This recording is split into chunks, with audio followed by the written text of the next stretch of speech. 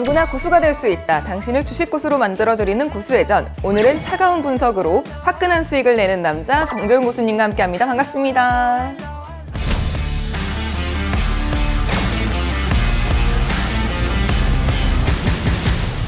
오늘 주제를 이걸로 잡아봤습니다. 남들보다 싸게 사서 크게 수익 내는 법. 혼자서 매매를 하려고 하면은 이 선취매라는 게 네. 진짜 쉽지가 않더라고요. 고수가 되고 싶으시죠? 그럼요. 그러면 제가 오늘 방송에서 꼭 중요한 부분들이 있어요. 이걸 가지고 왔으니까 시청을 하시면 좋을 것 같습니다. 아, 그럼 더 이상 비싸게 사서 싸게 안 팔아도 되는 거예요? 그렇죠. 먼저 남들보다 좀 더 빠르게 선취를 하고 남들이 이거 살까 했을 때 수익을 챙기고 나올 수 있는 그런 방법이죠.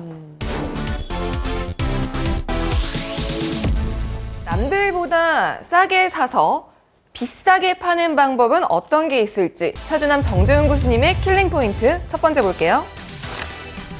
매월 1일을 기억하라. 매월 1일 날 체크를 하셔야 될 부분들은 수출입 동향을 확인하세요. 산업통상자원부에 들어가게 되면 수출입 동향이 매월 1일에 나와요. 거기에 글이 상당히 많아요. 다 볼 필요 없고 일단은 15대 수출입 품목만 보면 돼요. 아, 15대 수출입 품목. 15대 주요 품목별 수출액 중에 수출액이 증가하고 있는 업종을 관심 있게 보세요. 그걸 보게 되면 나는 이 종목을 사야겠구나, 아니면 난 이 업종을 관심 있게 봐야겠구나, 그걸 딱 한눈에 알아볼 수가 있어요. 최근에 수출입 동향이 좀 어땠어요? 최근에 뉴스를 보면 우리나라 수출이 계속 줄고 있고 수입은 늘어나고 있고 적자가 얼마고 계속 그런 얘기들이 나오잖아요. 안 좋은 얘기들이. 네. 그런 안 좋은 얘기들이 나오면서도 반대로 더 좋아지는 그런 부분들도 있어요. 2월 달에 15대 주요 품목별 수출액을 보게 되면 자동차 쪽의 수출이 47%가 늘었어요. 자동차 부품 쪽도 13%가 늘어났고요. 핫하게 움직이고 있는 2차 전지 쪽도 25% 정도 증가를 했어요. 딱 진짜 눈에 띄는 게 자동차, 그렇죠. 2차 전지. 네. 두 개가 제일 많이 눈에 띄네요. 2차 전지는 많이 올랐잖아요. 그죠? 차 부품. 그렇죠. 그럼 자동차 부품 쪽이라든가 완성차 쪽 관심 있게 좀 볼 수가 있잖아요. 그래서 제가 준비한 게 있어요. 이 프로그램을 끝까지 시청하셔야지만 알 수 있는 거니까 끝까지 시청해 주시기 바랍니다. 이 수출입 동향을 바탕으로 했을 때 어떻게 하면 남들보다 좀 싸게 살 수 있을까요? 예를 들어서 2월 달 거를 보게 되면 기계 쪽에 있어서 수출이 늘어났어요. 건설 기계도 들어가고 조선 쪽에 있어서의 기계 부품도 들어가고 다 들어가요. 단적으로 얘기를 하면 돼요. 뭐 성광밴드라든가 현대건설기계라든가 그들 기업들이 다 수출이 늘어나고 있다라는 거거든요. 그러면 그런 섹터들을 관심 있게 좀 보는, 여기에다가 이제 개인적인 노하우가 조금 붙어 나가겠죠. 고수님의 노하우. 그렇죠. 주가가 반영을 했느냐 하지 않았느냐를 좀 봐야 되잖아요. 그렇다는 얘기는 반영했다는 얘기는 올라간 거잖아요. 그렇죠. 그럼 올라간 거는 굳이 안 봐도 되겠죠. 남들보다 싸게 살 수 없는 그렇죠. 거죠. 대신에 올라가지 않은 그런 기업들 같은 경우는 관심 있게 볼 필요성이 있겠죠. 혹시 그러면은 매달 수출입 동향을 확인하고 1, 2위, 3위 뭐 이런 게 있을 거잖아요. 네네. 그 중에서도. 그럼 거기 순서대로 포트폴리오를 바꿔야 돼요? 아니면은 그냥 가지고 가도 괜찮아요? 수출 동향을 확인했더니 줄어들거나 정체했어요. 불안하잖아요. 그럴 때 제일 좋은 방법은 주가를 보는 거예요. 기준을 정해놓는 거죠. 나는 얼마 정도까지 빠지게 되면 대응을 할 거야 라는 게 있던가, 아니면 주가가 올랐어요. 절반을 파세요. 올랐다면. 매출이 늘어난다는 것은 실적이 늘어날 것이다 라는 것 때문에 매수를 한 거잖아요. 그래서 나머지 절반은 계속 실적 발표 때까지는 지켜보는 거죠. 일단 수출입 동향도 보긴 보지만 네. 더 중요한 건 실적인 거네요. 그렇죠. 기법이고 뭐고 다 필요 없고 숫자예요. 실적. 실적. 그렇죠. 정재훈 교수님의 킬링 포인트 두 번째 볼게요. 매주 일요일을 주목하라. 일요일에 장 안 열리잖아요. 장이 안 열리는 대신에 다음 날을 준비할 수 있는 시간이잖아요. 일요일 날 보는 부분들은 각 정부 부처 간에 일정들이 쭉 나와요. 언론사를 통해서. 그럼 거기에 따라서 관련돼 있는 종목이라든가 섹터를 고를 수가 있어요. 일요일에 어쨌든 그 다음 주 일정이 많이 쏟아질 텐데 네. 그럼 그 중에서도 고수님은 어떻게 중요한 일정들을 솎아내시는지. 크기를 좀 볼 것 같아요. 이게 이슈거리가 되게 커질 것 같다라거나 아니면 이건 좀 작아질 것 같다라는 거라. 예를 들면 디스플레이 쪽은 투자가 전무했었어요. 근데 삼성 디스플레이 최주선 대표이사님이 나 이거 투자할 거야 라고 못 박았어요. 투자 사이클이 시작이 되는 거잖아요. 거기에서 대통령까지 방문을 하겠다라고 언론에 쫙 나왔어요. 얼마나 관심이 많겠어요. 그런 것들을 꼽아내는 거예요. 월요일 날은 그 당일 날이기 때문에 조금 빠르잖아요. 뭐 수요일이라든가 목요일, 금요일 요 일정들을 보고 내가 선침해를 할 수 있는 종목군들이 뭐가 있을까 선정을 해서 종목군을 매수하는 그런 전략이 되는 거죠. 한 주간의 일정이니까 단기적인 흐름을 좀 보는 거고요. 중장기 쪽 같은 경우는 큰 연례 행사 같은 게 있어요. 제약바이오 쪽 같은 경우는 뭐 아마케라든가 뭐 임상종양학회 뭐 이런 부분들도 있고, 자동차 쪽을 보게 되면 뭐 모토쇼라는 그런 부분들도 있어요. 그게 1년에 몇 번 안 되는 행사란 말이에요.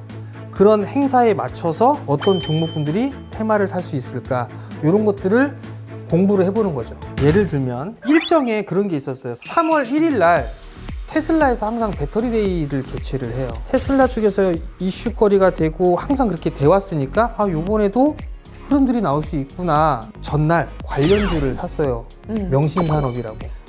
그게 그 테슬라에 공급을 하거든요. 이슈가 나오면서 기사화가 되고 그래서 쫙 올라가면 여기서 그냥 단기적으로 팔고 나오는 전략. 이런 게 좀 제일 좋은 거죠. 일정이라든가 이런 부분들을 찾는 건 이렇게 올라가기 전에 미리 선침해를 하기 위해서 일정을 찾아보는 거죠. 킬링 포인트 마지막입니다. 단기 이평선의 방향을 확인하라. 사실 단기적으로 기술적인 흐름들을 분석하게 되면 5일선과 10일선을 좀 많이 봐요. 근데 저는 21선을 좀 주로 보고 있고요. 21선까지? 네, 주린이 분들도 21선을 보시라고 좀 말씀을 드리고 싶은데, 그 이유는 차트는 쪼개면 쪼갤수록 속임수가 많아요. 지금 여기 다 초보잖아요. 5일선하고 11선부터 다 깡통 차요. 너무 타이트하기 때문에 가장 러프하게 볼 수 있는 거, 여유 있게 볼 수 있는 건 21선이다. 그러니까 21선이 한 달 동안의 평균 주가예요. 그러면 21선에 있어서의 방향성이 어떻게 되고 있느냐. 즉 21선이 우하향을 하고 있다라면 볼 필요가 없어요. 멈춰 있거나 들어 누웠거나 우상향을 했을 때 그때 관심 있게 보면 되고요. 두 번째는 이평선이 밀집이 되어 있는 부분들이 있어요. 그럼 여기에서는 보통 방향성이라는 게 결정이 돼요. 위로 가든 아래로 가든. 그럼 기준으로 삼는 건 21선의 방향성을 기준으로 삼으면 돼요. 아래로 가게 된다라면 따라서 매도를 해야 되고, 위로 올라가게 되면 따라서 매수를 하는 거예요. 또 하나 포인트를 말씀을 드리면, 추가적으로 필이 나와야 될 거는 거래량이 늘어나야 돼요. 대량 거래가 터진 첫날 매수해야 된다는 거. 그때가 매수의 급소예요. 그때의 차트의 모습을 보게 되면 레인보우 로보틱스부터 시작해서 에코프로 BM 전부 다 이평선이 다 밀집되어 있고 거래량이 딱 하고 늘어나는 그런 모습들을 보이게 되면 방향성이 윗방향으로 전환이 되어 있을 거예요. 그럼 이런 킬링 포인트를 토대로 좀 더 싸게 잡을 수 있는 종목들이 있을까요? 많죠. 많이 있어요. 많이 있어요? 네, 그 중에서도 관심 있게 좀 볼만한 그 종목을 준비를 했습니다.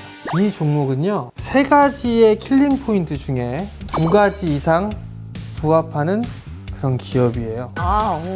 실적은 당연히 좋아지겠죠. 그러면 주가가 안 올라가 있으면 들이대. 그렇죠.